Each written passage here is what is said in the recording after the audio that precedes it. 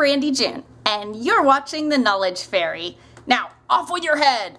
Just kidding. We'll save the beheadings for later, if you know what I mean.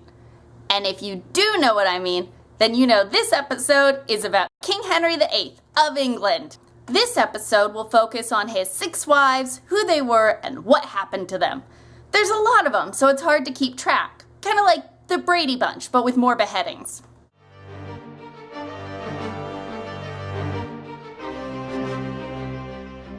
I was married to Henry's older brother, Arthur, Prince of Wales.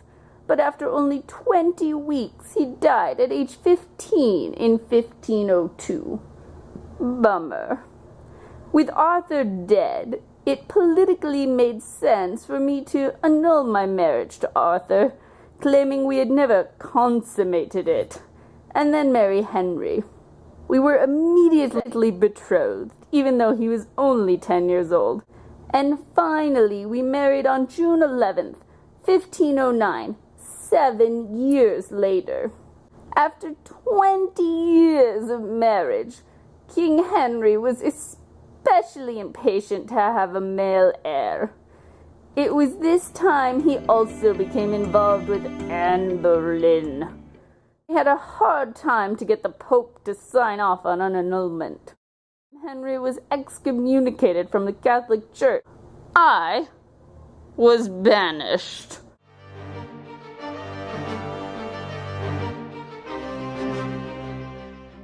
Did you know that the king initially had my sister Mary Boleyn as his mistress? You may be scandalous, but I'm the one who took the crown.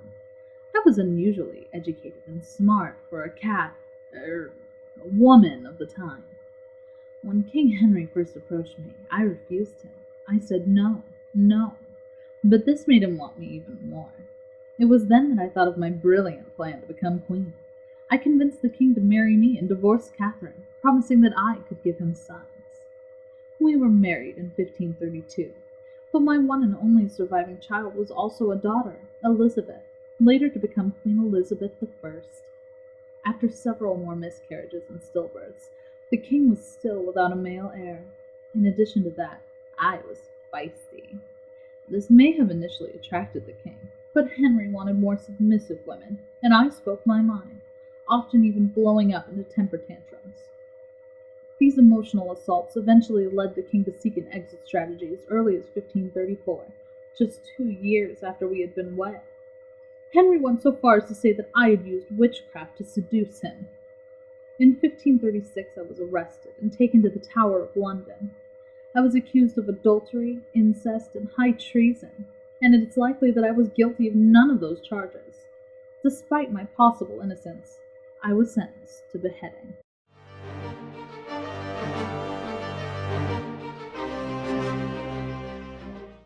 Many will say I was the favorite wife of King Henry, and perhaps I, Jane Seymour, would have been his last wife if I had survived.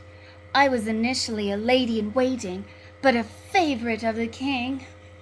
We became engaged the day after Anne's execution and married 10 days later. No rest for kings weary of beheading. In 1537, I did something none of his other wives could do. I gave birth to a surviving son, Prince Edward, the future King Edward VI.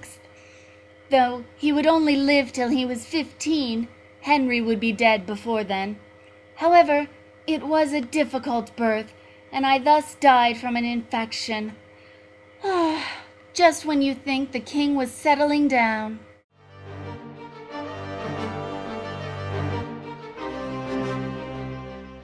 This time, Henry waited several years before marrying me, Anne of Cleves, in 1540.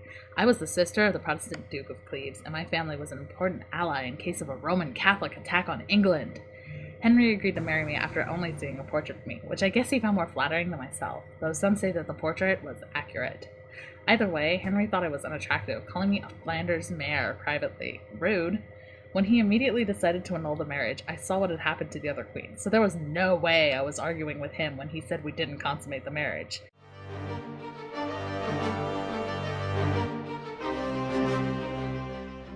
1540 was a busy year for Henry, as he also married me, Catherine Howard. I was Anne's first cousin and one of her ladies-in-waiting. He thought I was really pretty, but I thought he was really old. Soon after the marriage, I had an affair with courtier Thomas Culpeper. Political enemies of my family brought evidence of this to the king. Though he didn't want to believe it at first, eventually he did, and I was executed in 1542.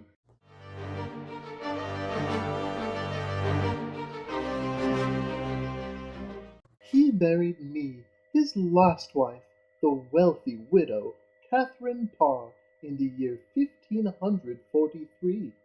While we argued over religion, I was ultimately submissive to him, and even helped him reconcile with his two daughters, Mary and Elizabeth.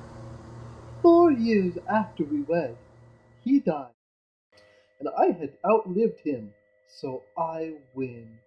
So those are the 6 wives of King Henry VIII of England. Divorced, beheaded, died, divorced, beheaded, and the survivor. Now you know.